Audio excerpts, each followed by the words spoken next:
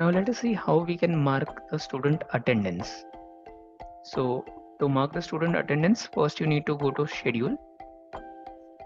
In this case, we are considering as in classroom based schedule, hence we are under schedule.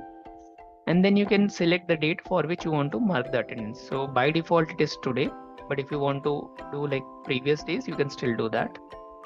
Now let's say today we have a schedule which is from, let's pick this one, 1 p.m. to 2 p.m. or maybe let's pick this one, 5 to 6 one. So in this schedule, I can click on this icon which is attendance.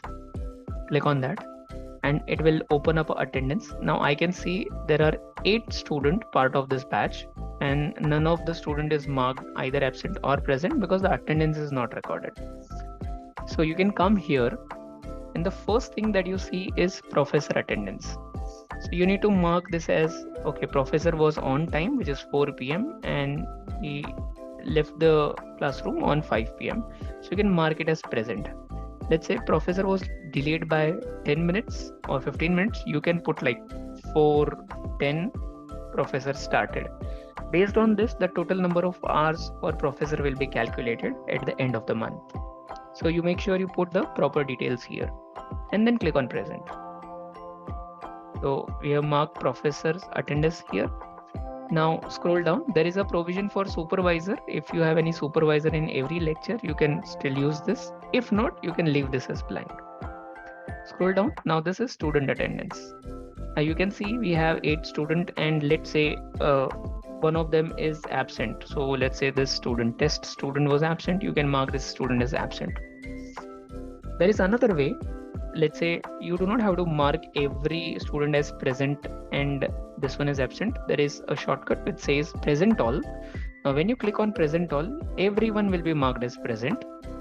And then you can individually mark the student who was absent, in this case this one.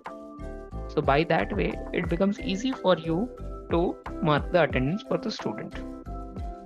Now let's say because this student was absent and somehow you called to the registered number for this student and you want to capture the reason of absenteeism.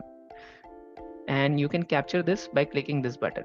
So click on reason and it will prompt like you connected with whom, father, mother, and there are much more options.